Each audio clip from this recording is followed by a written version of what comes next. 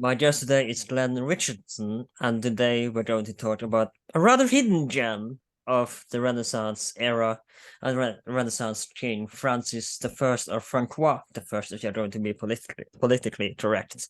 And as always, of course, I begin with how did you get interested in this era of the Renaissance and Francois the First? Well, I became interested in Francis I when I was doing my doctoral work. I did my first degree in the University of Sydney in Australia, and I studied the Italian Renaissance very largely.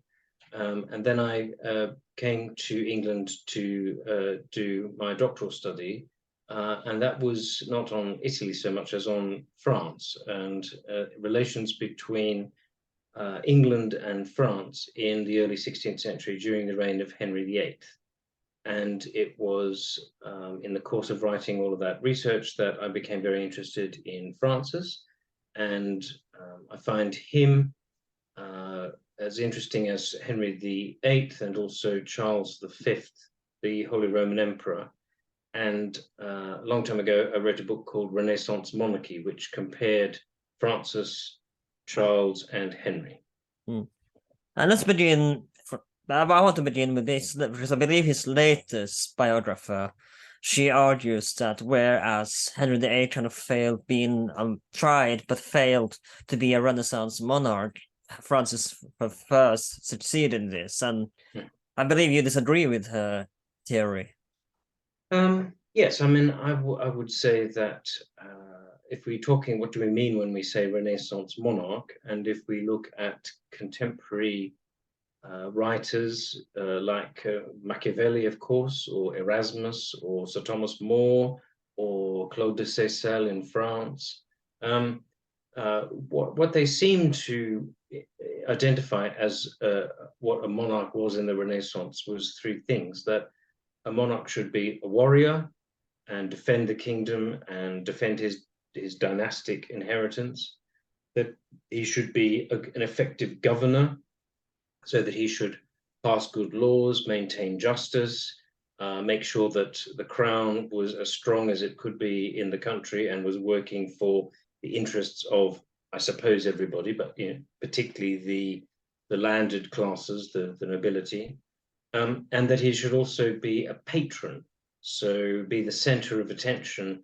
of the political sphere, so that he gives offices and titles and jobs to the nobility, keeps them employed, gives them honor and status as working for the monarchy, and also in the more narrow sense of being a patron of arts, of music, of architecture, of all that sort of thing.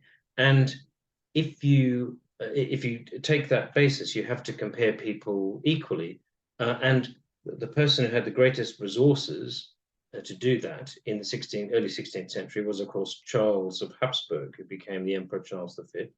And he was famous all over the world and had a lot of dominions and territories. So he was the dominant force in the period of the 1520s and 30s and 40s. But then Francis was a great competitor of Charles because of issues in Italy and other things.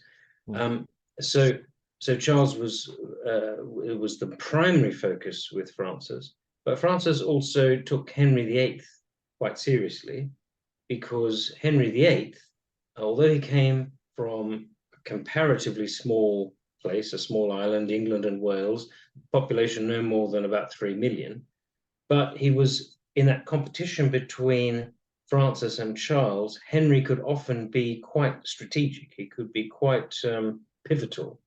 And assisted by his great minister, Cardinal Wolsey, and then later, Thomas Cromwell, I think Henry was, in his own context, as much or as great a Renaissance monarch in England as Francis was in France or Charles. But it's just that his sphere is much smaller, but we have to give him credit for being able to compete with the other two, who had much greater resources and much bigger kingdoms.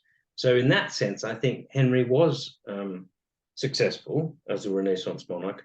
Whether you agree or disagree with him breaking from Rome and all his marriages and all that stuff, I think he made his name in Europe And one of the people who he was most engaged with was indeed Francis I. So let's begin from the very beginning and Francis' upbringing, because he wasn't born into the royal family. He married into them later.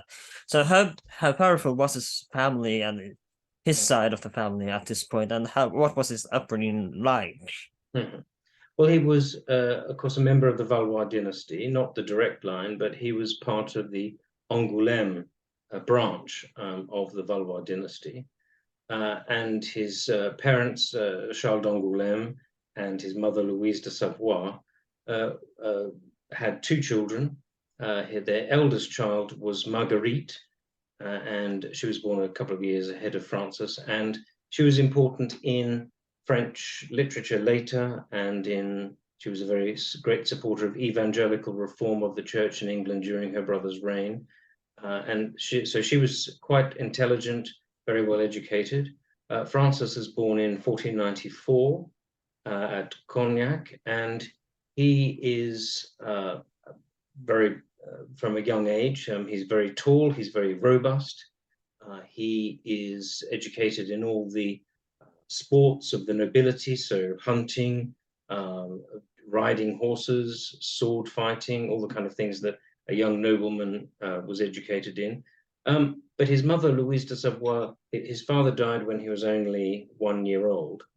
But his mother, Louise, was very determined that both her children should be very well educated, and she employed what we now call humanist tutors, or the works of people like François Desmoulins, who was interested in humanism, the new learning, the Studia Humanitatis, that as it was called.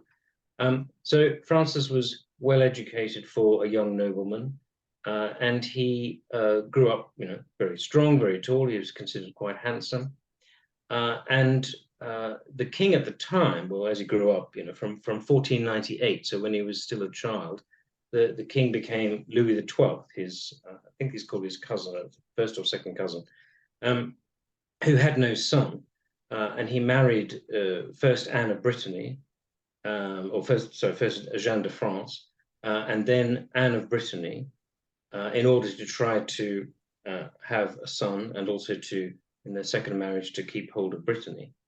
But he still had no son by the time that Francis was getting to, the age where he would become the heir apparent.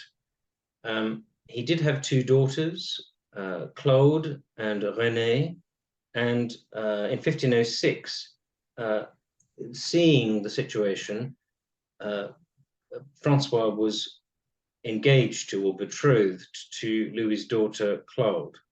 And so they weren't married, but they were sort of betrothed to each other. And then in 1514, after a war with Henry VIII of England, Louis XII married the sister of Henry VIII, Mary Tudor, not his daughter, but his sister Mary. They were only married for a very short time, and they had no children, because they were only married for about 3 months. They married in October 1514, and Louis died on the 1st of January 1515, and that's when Francis became King of France, because his predecessor had died without a male heir, and of course in France only men could inherit the throne. So as his nearest male relative, that's why Francois became king in 1515. So let's talk about this marriage that you said to his daughter. And was this, did that marry under someone else, or just push her kind of aside, or was it like you get king if you become king if you marry my daughter? Well, the marriage to Claude eventually took place in 1514. So by the time he became king, he was already a married man, young man, because he was about 20 when he became king, just before in 1515. So both he and his then wife Claude had been the subject of marriage negotiations with other nobles and in the past, but when he became king, that became the basis of a fairly good effort, if we can put it that way, of securing the Valois dynasty. He had a number of children. He had about 4 daughters and 3 sons, not all of whom survived to adulthood. The only one of his sons that eventually survived was his second son, Henry, the Duke of Orleans, who, of course, eventually succeeded Francois in 1547 as King Henry II of France. So the marriage to Claude was a good one. It was a very companionable marriage. She was pregnant more or less every year from the time of his becoming king in 1515 until her death in 1522. She so bore him more or less one child almost every year, or just over a year during that period. They were quite productive. They were, yes, yes. It was like I said, it was a companionate marriage. And Claude was the daughter of Anne of Brittany, Louis XII's second wife. Anne was a very important patron of women, of learning and culture at her court, and was very important. And Claude herself became an important patron of ladies in France. In fact, one of the women who became part of her court in about 1518, 1519 was a young Anne Boleyn, who spent several years as a lady in waiting to Queen Claude, and then returned to England about the time of Claude's death. And the rest, as they say, is English history as to what happened. But Anne Boleyn's time in the court of Claude was an important part of her allure for Henry, because she spoke French very well, and she had all that sophistication of the French court, which Henry found very attractive when they met. I remember reading about this, and I believe she was quite beloved as well, Anne Boleyn, in the court. Yes, she was well known. Francois sort of knew her as one of the Queen's ladies in waiting. There's no sense that they had any kind of relationship or anything at all, but he knew of her. But she's really part of the story of Henry VIII more than Francis. So let's talk about his first treaty, and this is the Treaty of Blois. Sorry, I'm poor with French spelling, so I don't know if I say I'm probably going to say a lot of names wrong. But let's talk about the Treaty of Blois. Well, his priorities when he becomes king, Louis XII had been reasonably successful in extending the power of France into the Italian peninsula. Like Charles VIII before him, he had claims, which it would be too boring to go into, but he had claims to the Kingdom of Naples in the south of Italy, and also, more particularly for him, to the Duchy of Milan. And Louis had successfully conquered the Duchy of Milan and held it till 1512, when he'd been forced to relinquish it. And when Francis became king in 1515, he was determined that he would reclaim the Duchy of Milan. And in order to do that, he had to secure the neutrality, or at least the non-interference, both of Henry VIII, which he did, with a treaty. He also secured, I don't think you'd call it peace, but a kind of uneasy settlement. Ceasefire? Yes, or truce, or, not do anything with Charles of Habsburg. When Francis became king in January 1515, the Netherlands were very worried that he would, try and move against them. And so they asked they proclaimed, really, Charles, who was the Archduke, they proclaimed him able to be of age, so that he took control as overlord of the Netherlands from 1515. And then a year later, in 1516, his grandfather, Ferdinand of Aragon, died.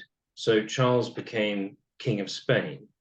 So from the start of Francis's reign, Charles is there Mm. as a kind of competitor, the heir to the competition that had been between the Habsburgs and the Valois kings, Louis XI, Charles VIII, and Louis XII.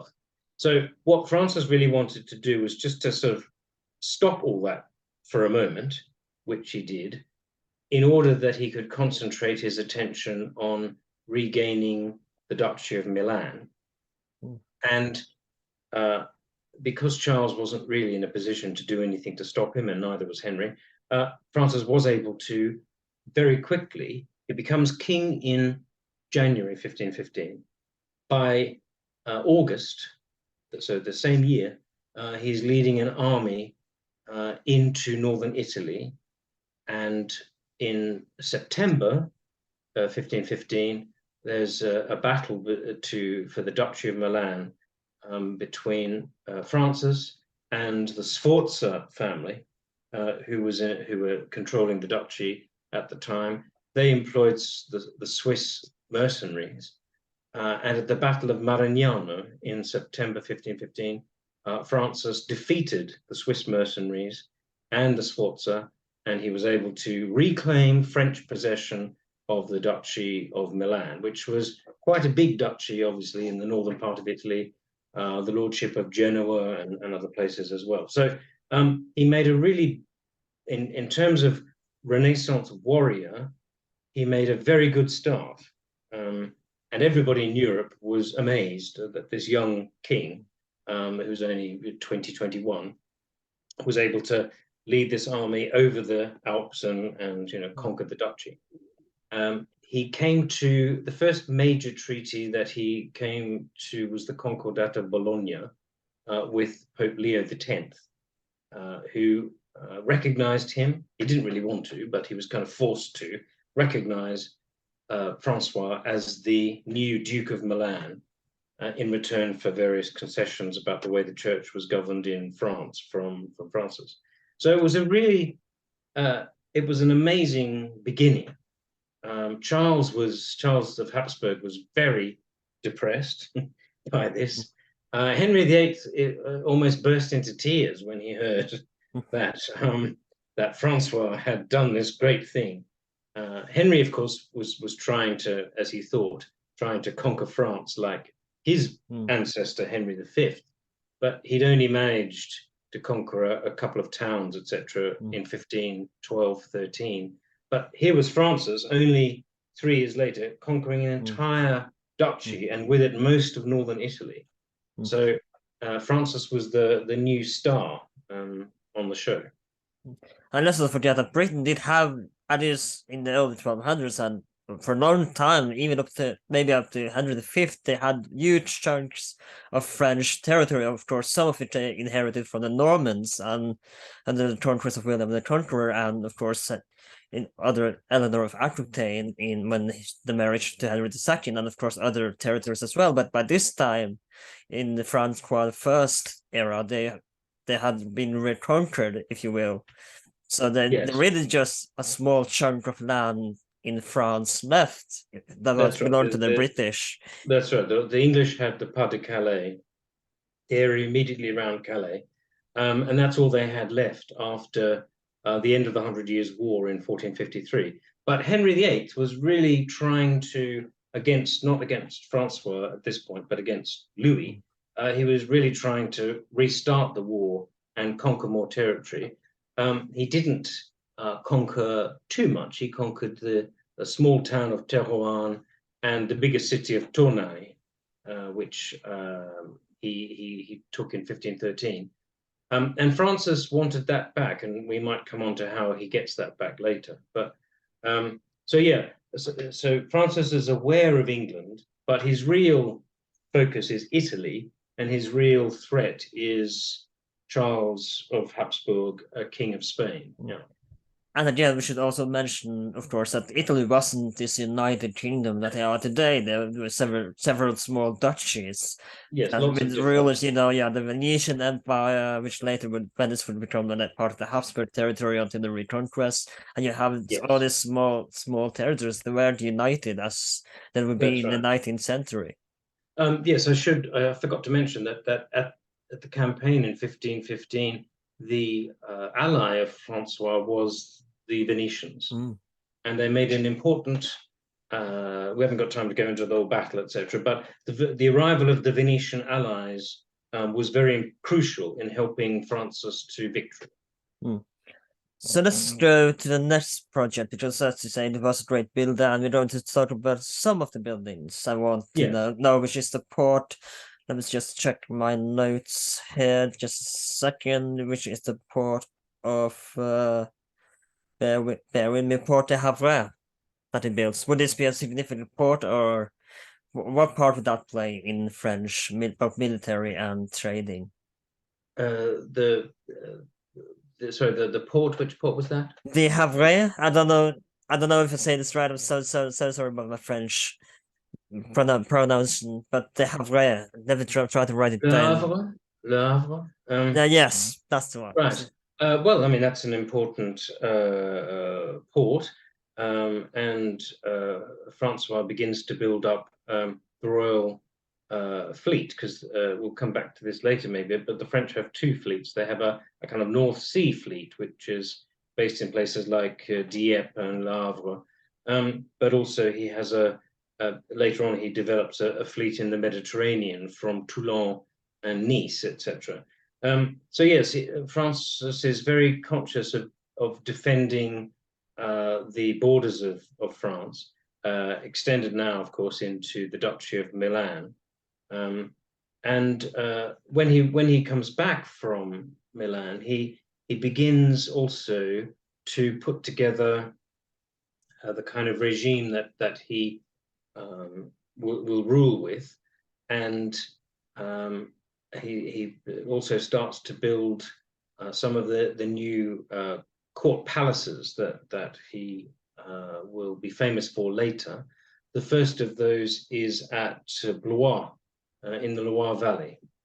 You mentioned the Treaty of Blois, which was a bit earlier, but he starts to build a new wing on the chateau at Blois, and it's now called the Francis I wing. But it's the first really fully. He loved all things Renaissance and classical, and he looked and he studied architecture, and he liked the buildings in Rome and in other parts of Italy. And so the chateau at Blois is the first building which he builds, which is in the Italian Renaissance style. And it really causes a sensation. It has an amazing external spiral double staircase, because in the traditional French chateau, the staircases were in hidden turrets, at the side. He builds this amazing symmetrical external staircase at Blois, and it causes everyone is amazed to see it there. So it kind of with the Battle of Marignano and the beginnings of the Chateau of Blois, he's really trying to show himself to be a monarch who is well, he likes to see himself later as like a new Roman emperor in France. He is fascinated by the classical world of Greece and Rome, and he wants to try to bring the Greek language, Roman language, architecture, etc., to France. And so it's not just the military and the diplomacy, but it's also the culture that Francis starts to build in that period from 1516 onwards, as well as you're saying, like the defense of the realm, the building of ports and defenses. Can this port be seen today in in the Lavre?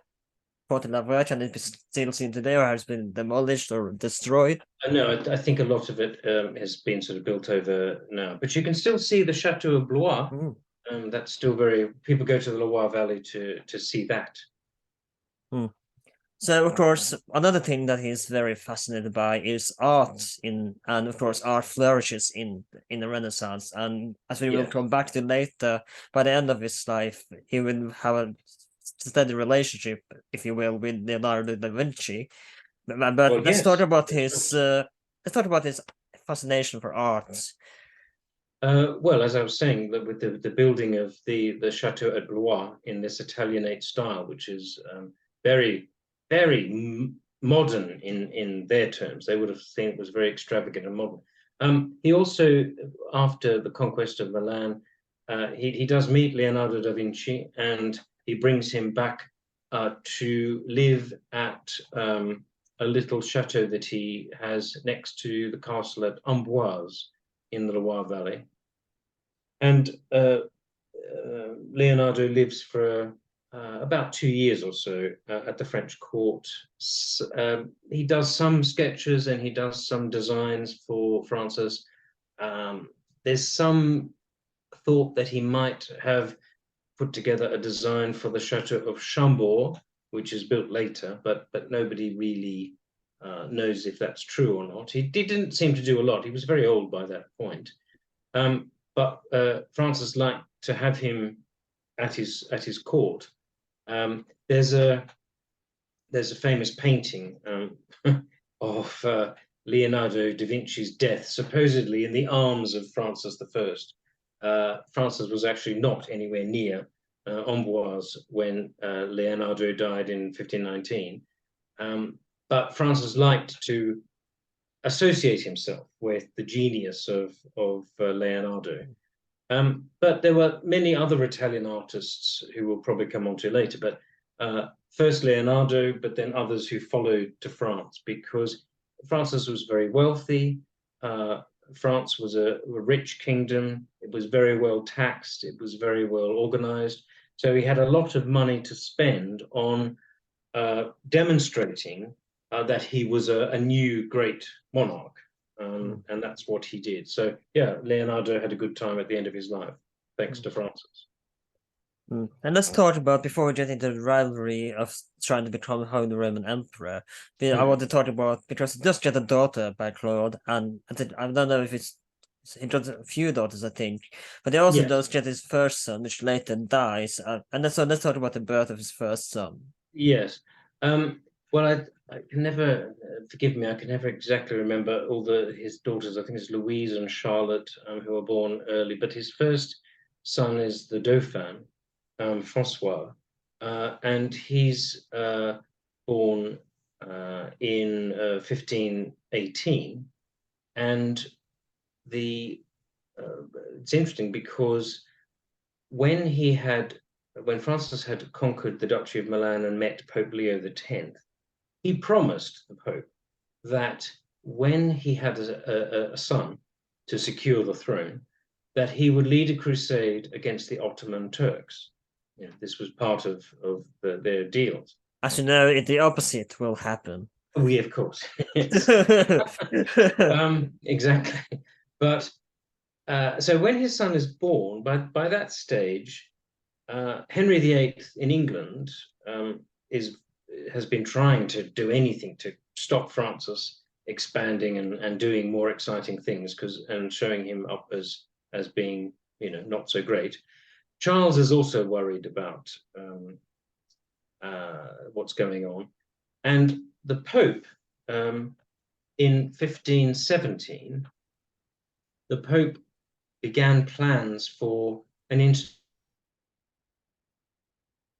international truce. He wanted a 5-year truce between European princes, because I forget the details, but I know that the Ottomans, under Selim, they'd invaded, I think, Iran and Egypt and Syria, and the papacy was very worried that they were expanding, and so he wanted a 5-year truce. But Cardinal Wolsey, who by this time is very important in England, he came up with a different idea. He said what we should have is like a United Nations or a NATO.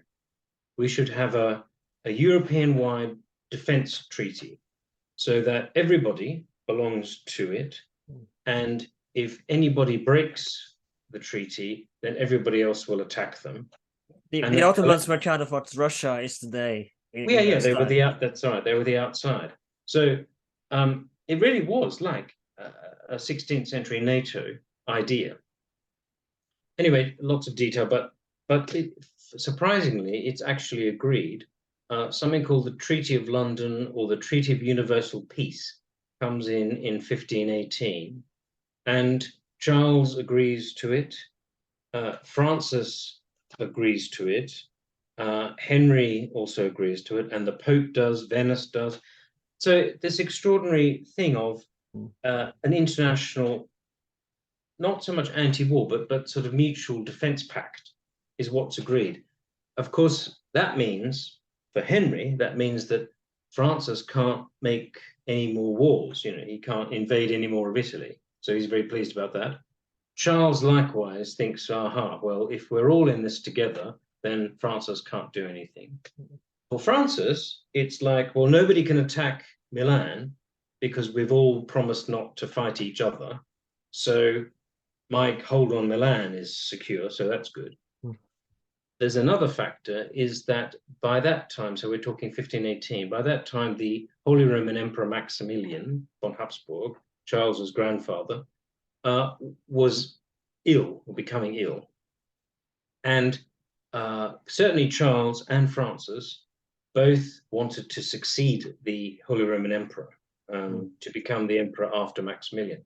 I'm just sorry for interrupting you a little bit, but we should mention that the Holy Roman Emperor, if you're not aware of this, they were elected. They were success like in the smaller kingdoms, if you will.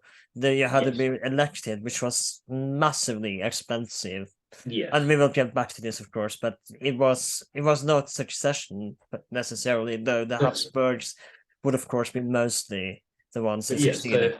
That's right. But so for Charles and for Francis, contributing to or being part of the international peace agreement would be a very good thing for a prospective emperor to be, because, you know, he would be seen to be supporting Christian peace, supporting united action potentially against the Ottomans, and, you know, in the service of the papacy. So for all kinds of reasons, it all came together, and it was signed in London in October 1518. And that was all triggered by the birth of the Dauphin, because Wolsey said, now that the King of France has a Dauphin and the King of England has a daughter, I will bring them together. And so there's a new Anglo-French alliance as well, which was the first since 1514. And this time, Princess Mary, Henry's first and only daughter, by Catherine, first living child by Catherine, was betrothed to Francis's eldest son, the Dauphin, Francois. He's called Francois as well. And that led to this international peace agreement.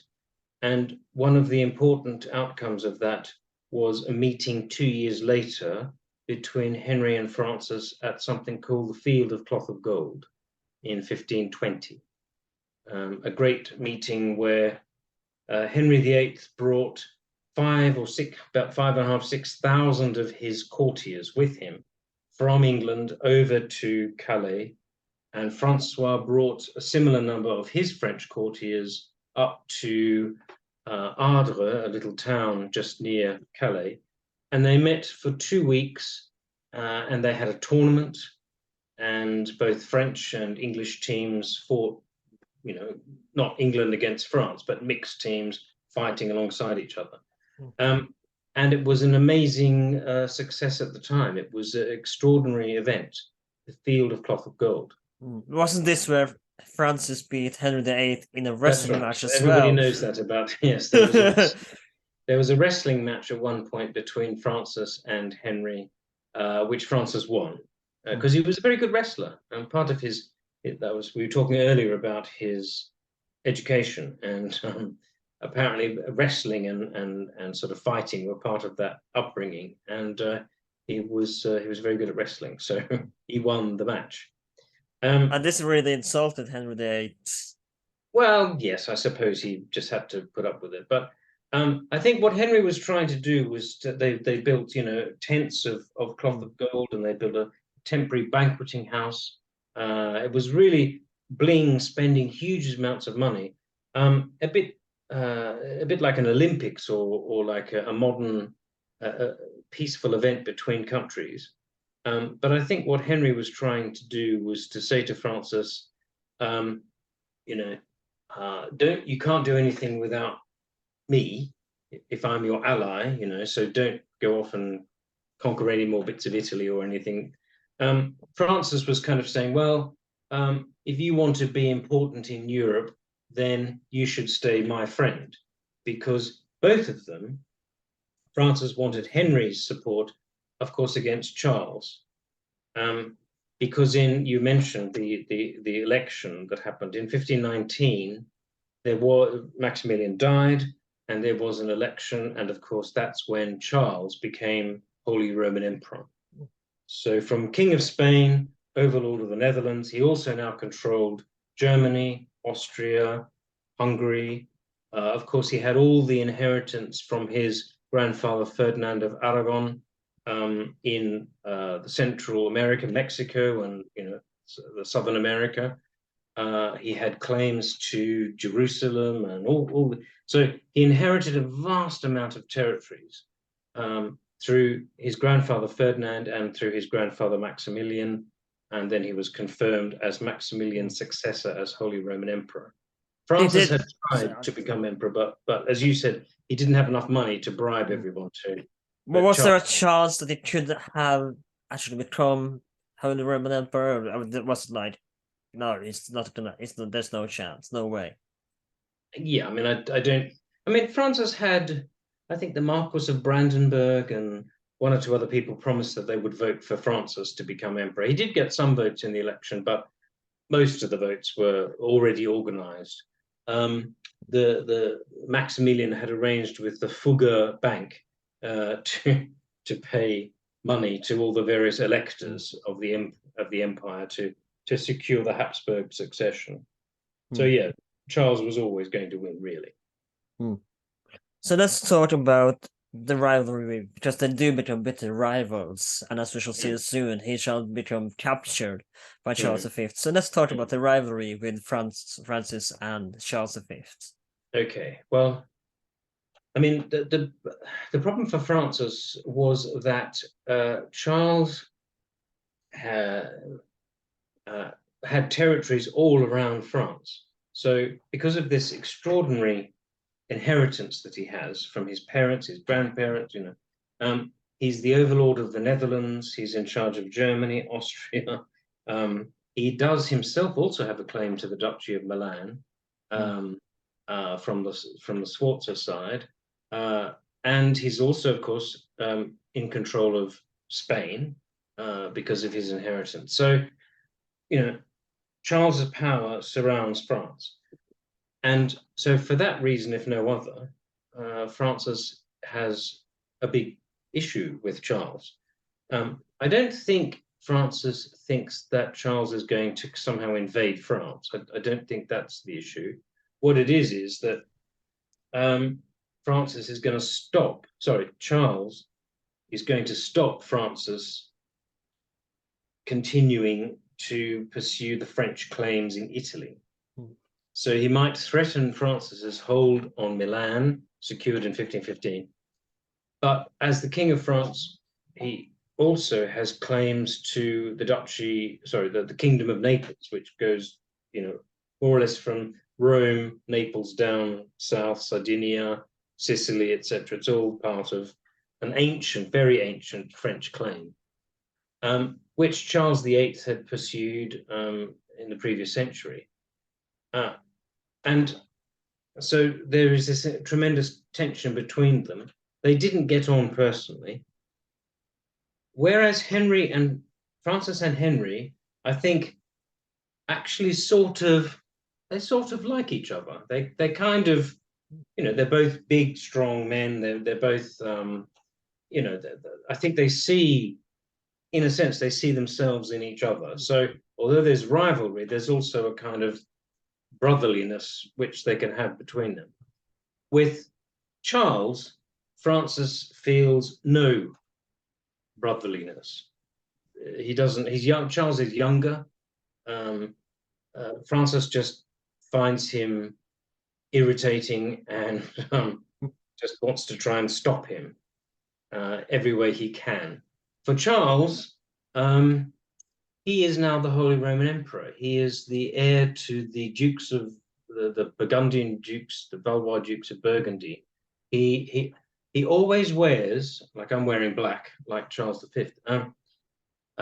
Charles always wears black, and he always wears the collar of the Toison d'Or, the Golden Fleece, the Burgundian Order of Chivalry, which he became the sovereign of when he became the emperor. And so he sees himself as wanting to bring Christianity together and be like, the Hohenstaufen emperors of the past, really show what he can do.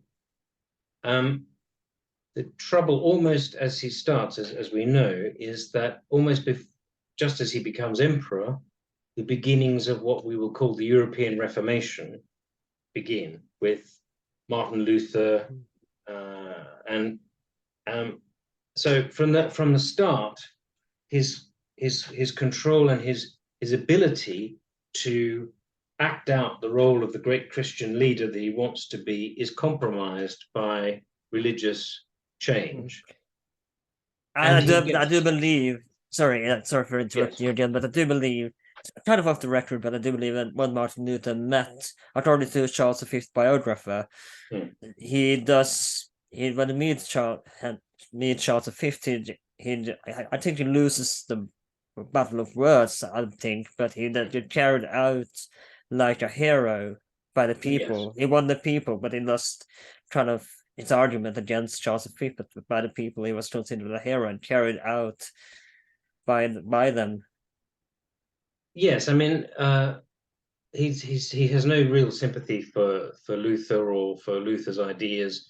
He sees them as a threat to good order, and the fact that within half a dozen years, lots of German states and some princes have begun to pay attention to Luther. He finds very difficult because they should be Catholic and they should be obedient to him as the emperor. We haven't got time to go into all of that, but the governance of the Holy Roman Empire was even more complicated than France or England. But I think, to cut a long story short, I think he sees Francis as getting in the way of all of that, of not cooperating with him, of not there are a number of territories on the border between the Empire and France, which Charles claims from France, which France won't give to him. The whole Duchy of Burgundy, he claims as the heirs to the Valois Dukes of Burgundy. So he wants all that back. So there's constant bickering the whole time between them about lands and territories and what they're up to. It's needless to say, the alliance didn't work out very well. No, that's right. It didn't really work very well. Now, what happens? I was talking about the field of cloth of gold and this, universal peace and all this, NATO-like thing. Well, it doesn't really work because Francis is too worried about what Charles will do. So, in a rather short-sighted move, he attacks Charles's territories in 1521, and then, like secretly supporting. He has a proxy war, if you like, supporting one of the nobles who is against Charles. And then when Charles attacks France in return, he says, "Oh, Charles has broken the terms of the universal peace. Help, help, you must come and defend me, everybody else." In fact, everybody knows that Francis has covertly attacked Charles first. And so a kind of war breaks out in 1521 between Charles and Francis. And the highlights of that are that Charles moves against the very thing that Francis tried to avoid or prevent by starting the war is what happens. Charles moves his troops into Milan and forces the French out. He also comes into the north of France and takes the town of Tournai, which Francis had actually bought back from Henry VIII. And so it's a very unsatisfactory war that breaks out in 1521, but from Francis's point of view. But he does stop any further incursions into France itself. And it's a few years later, there's an effort by Henry and Charles, ally against Francis in 1522-23, and there's actually an invasion of northern France by English troops in 1523, but it doesn't really get very far. It runs out of impetus. The imperial troops and English troops were supposed to meet up together, but they miss each other, and it doesn't happen. Yes. Yeah. Sorry. Sorry. I thought you were finished. My mistake. But yeah, I'm sorry for interrupting you again. No, And something I want to talk about before we have to move on. I know we don't have too much time here, but I want to talk about Francis II's son, which is quite significant to French history, which is. I mean, right, with the introduction to Catherine De Medici, which we will talk about later, which is of course Yes. Henry II. Okay. Well, that's fine. That works actually quite well, because all that war that breaks out in 1522 that I was talking about, so Francis defends his kingdom. And then in 1524, he gets an army together to invade Italy a second time to get back. Because remember, I said in 1521, Charles the Emperor conquers Milan and takes it off Francis. 1524, Francis comes over the mountains again to try to get Milan back, and he besieges the city of Pavia in the winter of 1524. And then in the February of 1525, his effort to try to conquer Milan is defeated by the emperor's troops. Charles is not there, he's in Spain, but his forces capture Francis at the Battle of Pavia. So Francis's effort to conquer Milan a second time is a failure, and he's actually captured and taken off to Spain, where he spends a year. And he has to sign a very humiliating treaty, the Treaty of Madrid in 1526, in order to be released by Charles V. He has to promise not to claim Italy or Milan again, to give back the Duchy of Burgundy, to do everything that Charles wants in order to get back home to France. So he agrees to that, and then he gets back. But he doesn't really want to fulfill the terms of that treaty, because it would mean, giving up much of France. So who does he turn to as his friend to help him against Charles? Henry VIII of England. Henry had been hoping to invade France again with Charles after Francis was captured, but Charles wouldn't play game. He wouldn't do it. So Henry is rather angry with Charles at this point. So he does a complete turnaround, and instead of being enemies with Francis, allied to Charles, Henry VIII now becomes once more allied to Francis and enemy of Charles. And that treaty is secured by the marriage of, not the marriage, but the betrothal of Henry, Henry, if I can call him that. Yeah. Henry d'Orléans, Francis's second son, to Mary Tudor. This all happens in 1526-27. And there's another great Anglo-French alliance, and the two are betrothed. Why does Henry want Francis's support in 1527 against Charles? Because it helps to keep him in the picture, but also in 1527, Henry VIII is beginning to think about divorcing or annulling his marriage to Catherine of Aragon. Catherine is, of course, the aunt of Charles. So I'm coming back. Don't worry, I'm coming back to Catherine in a minute. To Catherine De Medici. So for the next 3 or 4 years, between 1527 and about 1533, England and France are united again against Charles. Francis has returned to his kingdom. In a sense, his reign starts again in 1526 when he comes home after that year in Spain. If I may, I want to go back a little bit to his capture as well and talk about for a minute or two, if you will, because it just got quite popular in Spain, I believe. There are pilgrimages to meet Francis in Spain. Yes. Well, I mean, he, like I've been saying, from the time of his accession in 1515, he's a bit of a star king. You know, his court is very big. His conquest of Milan. It's pretty amazing to see a king who's been defeated, you know, on the field of battle. He's a very well, people think he's very good looking. He's very tall. You know, he's a very imposing kind of character, and he seems to have had a kind of charisma and a personal charm with people.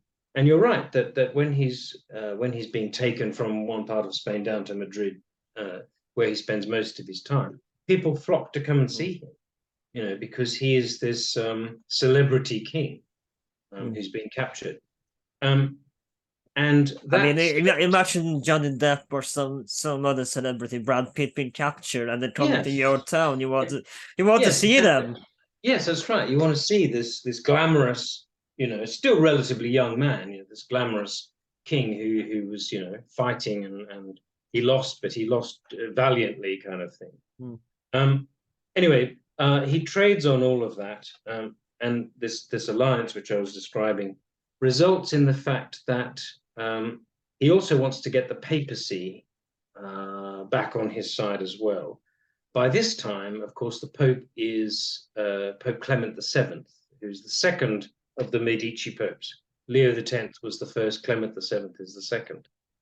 And so he begins negotiations to try to break Charles and the Pope apart, because the Pope had supported Charles against Francis in Italy. So now he's trying to break that up. So what the Medici family have always wanted to marry into royalty, and so the Clement, the Pope, proposes that, I think she's conventionally called his niece, Catherine, should marry Francis's second son, Henri d'Orléans. And there is a meeting in Nice in 1533, and indeed Catherine de Medici becomes the wife of so Francis's daughter-in-law. She becomes the wife of Henri d'Orléans. There's a whole story which we needn't go into about what Henry VIII was hoping Francis would do.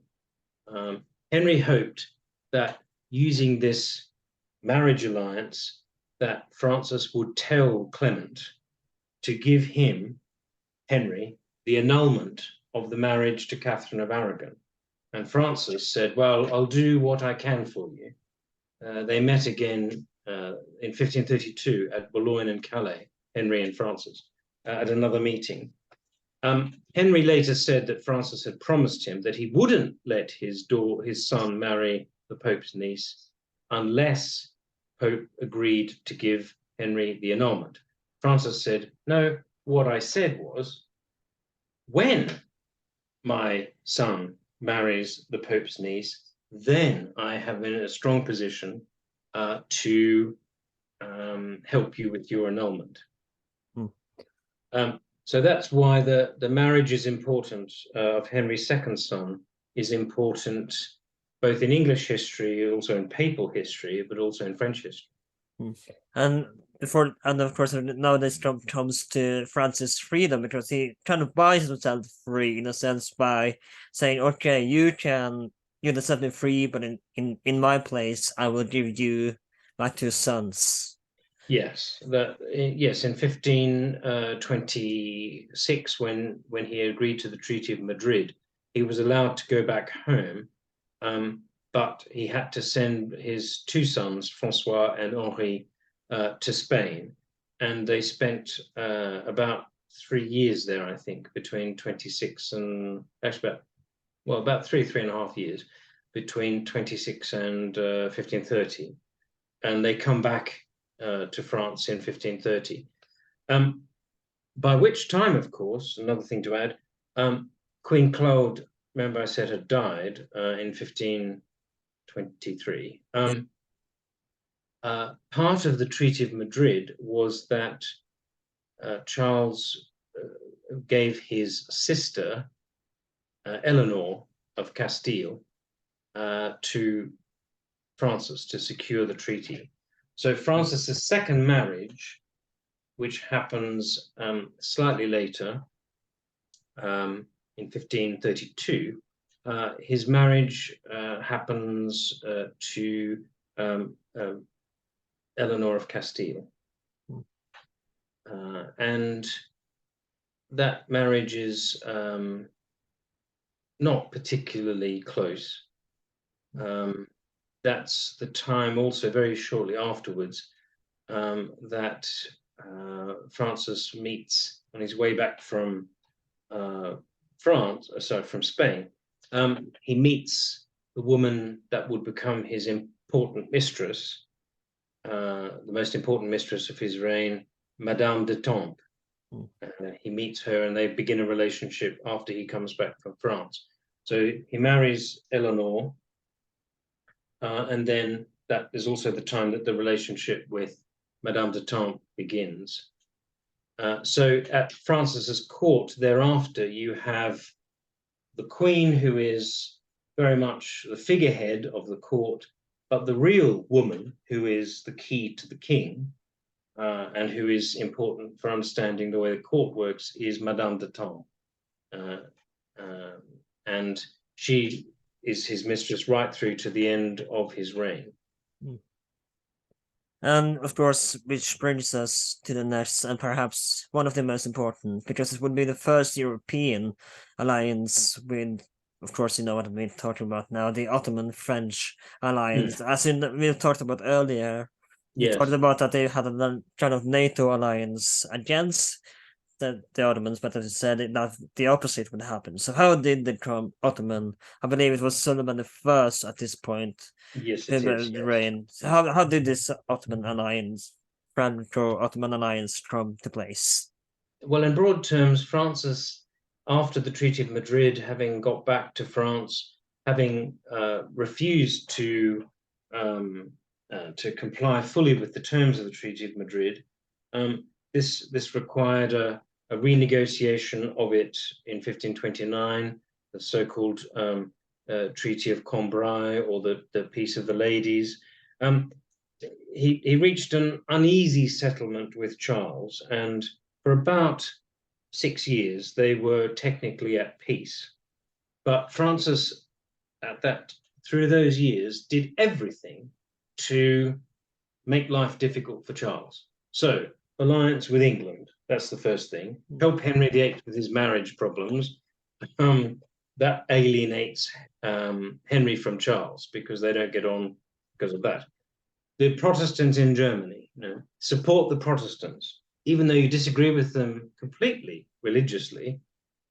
He promises money and support to the emerging Schmalkaldic League, the Protestant League in Germany, or sorry, the Empire. As you know, there is no Germany till 1870. So make trouble for France, for Charles in Germany. Try to get the papacy on his side. So the marriage, between Catherine de Medici and his son Henry. And finally, try to get good relations with the Ottomans and try to interrupt Charles's activity in the Mediterranean, which is really what Francis is trying to do. He wants to have an ally, a maritime ally in the Mediterranean. And that's really what the alliance with Suleiman is about. Remember, of course, Suleiman had, in the Battle of Mohacs in 1526, while Francis was coming back from imprisonment in Spain, news had come of the death of the King of Hungary, and the splitting up of Hungary into kind of area controlled by the Habsburgs and then controlled by the Ottomans. So anything that Francis can do that will cause problems for Charles, he will do, including the alliance with Suleiman. So he sends ambassadors to Istanbul or Constantinople, and agrees to allow the Ottoman ships to spend time at the port of Toulon. So just to try to make life difficult. That's why. Whether it really amounted to anything more than that, I don't know. I mean, I don't think it worked very well. No, it didn't work as well as Francis hoped. The Ottomans didn't actually have as much sea power in the Mediterranean as he thought they might have, and it did not look good. It was the optics, as we say now. The optics were not good to have the most Christian king of France allied to the Great Turk. Was not a good look. And people were very, skeptical and condemned him for allying. and I mean, you a mentioned modern analogy. I mean, I don't know what a modern analogy would be. I mean, I can't imagine NATO allying or France allying with China or something. But it's hard to have a modern equivalent. It was just, you just did not do that, and yet Francis did it. I mean, you mentioned that they weren't great at sea powering, but they did have one specific person that the Europeans considered kind of feared more or less, who also would be at the French port, which of course is Vahedin Barbarossa, who was one of the most feared pirates at the time. Yes, that's right. Because the Ottomans had a number of vassal states effectively in North Africa. Charles tried, well, he did, didn't he? He went to Tunis in 1535, and he took the city of Tunis, and because this was part of his great plan to begin the reconquest from Islam of the lands of North Africa and eventually, of course, the Holy Lands and Jerusalem. This was part of his great scheme. And he did conquer the city of Tunis in 1535.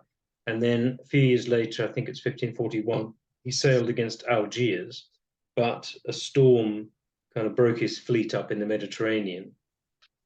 So he wasn't able to do that. And all the while, Barbarossa and his ships were harassing imperial vessels in the Mediterranean. It never, yeah, you're right. It never came to the great fulcrum of power against Charles that Francis wanted. And also, I think Suleiman probably was a bit disappointed at how weak Francis actually was. I think he thought, from the kind of exchanges between the two courts, I think Suleiman thought that Francis was much more powerful in the West than against Charles than that he actually was. So it might be another case of Francis tricking somebody. He was very tricky, Francis. I do believe too.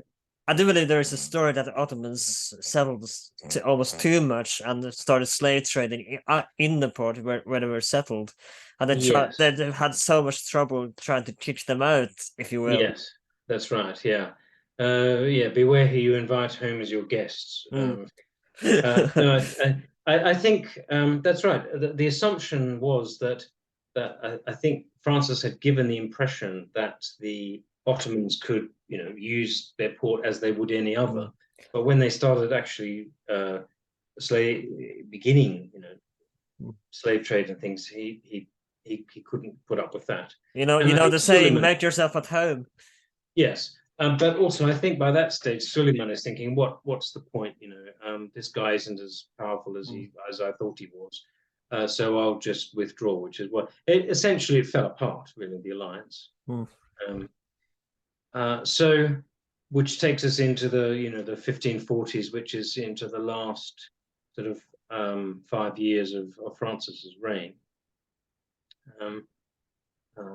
which I mean, all kinds of things are going on. I don't know what with our time, what you want I mean, to. I feel like the death of his first son, of course, should be mentioned because Henry II would, of course, bring in Catherine de Medici after his death as a regent. Yes, But he was not supposed to be the heir apparent to that's right. Francis, but Yes, of course, his first son who would die.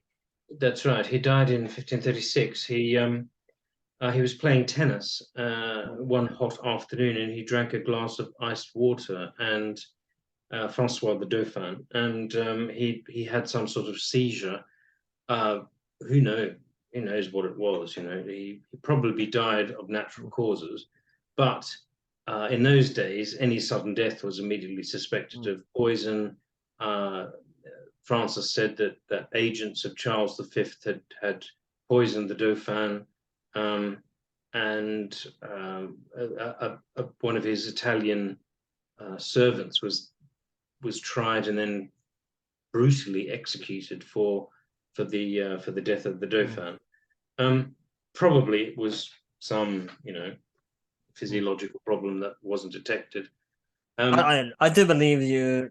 I don't know how you feel about new series about Catherine de Medici, but I feel as it may, but do believe they do show this actually in the series that in the episode where the Dauphin dies, that they do execute someone, find Yes, someone to execute him. they do. Yes, yeah. He was, I think, an Italian physician or servant of the Dauphin who was said to have been in the pay of Charles V and things. So, yes, it was a very unfortunate episode for Francis because his daughters, I think only one of his daughters survived to adulthood.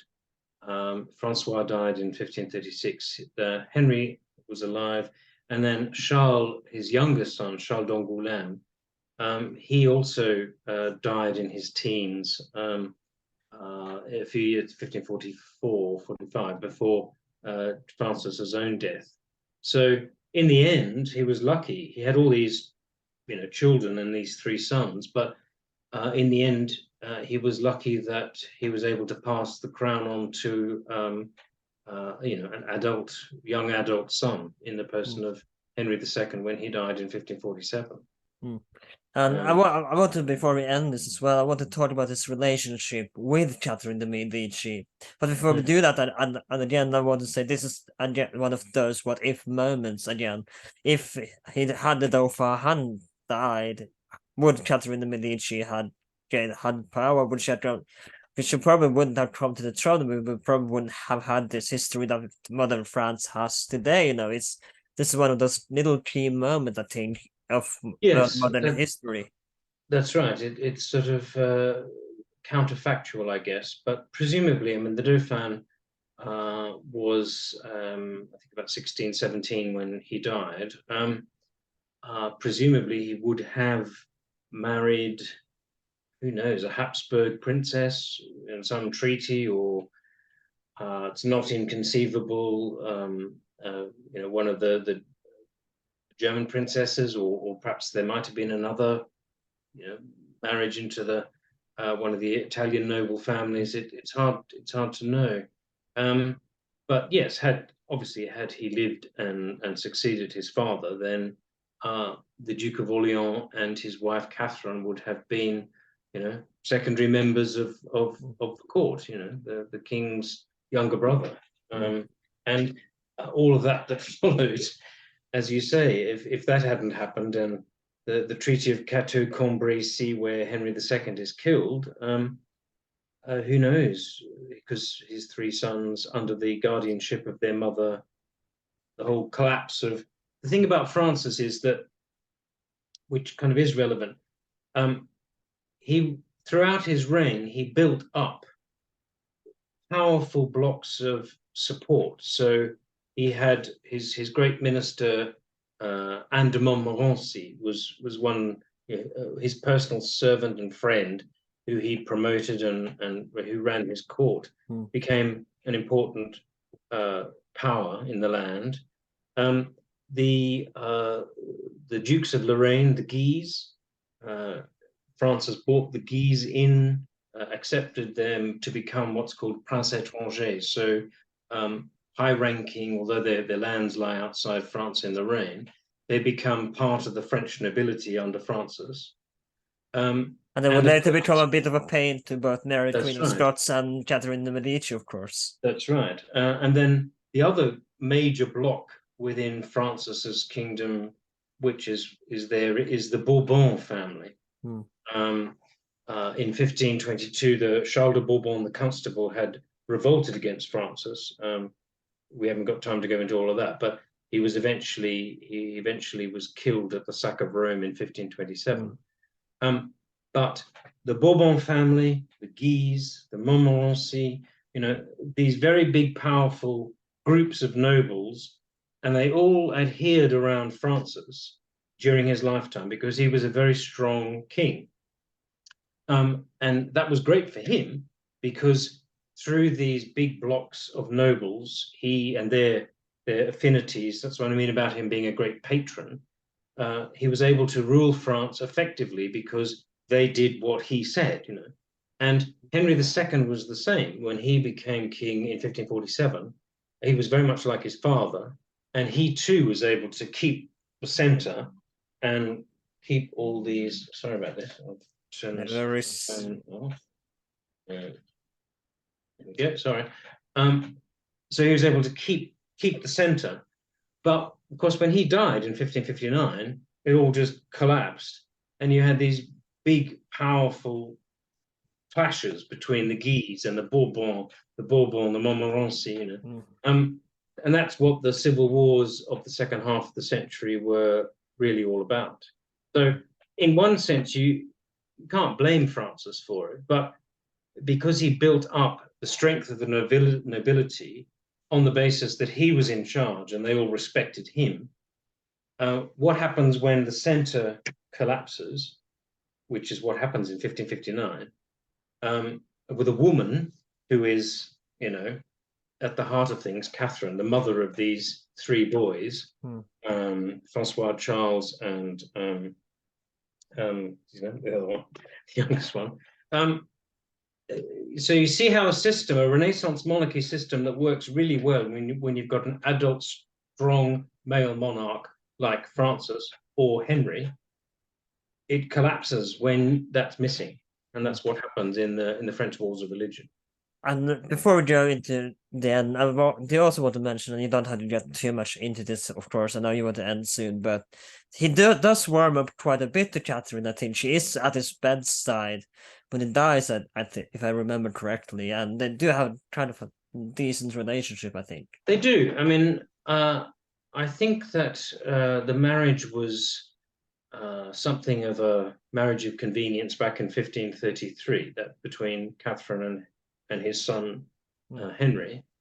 Of course, Pope Clement dies relatively soon afterwards, 1534, I think.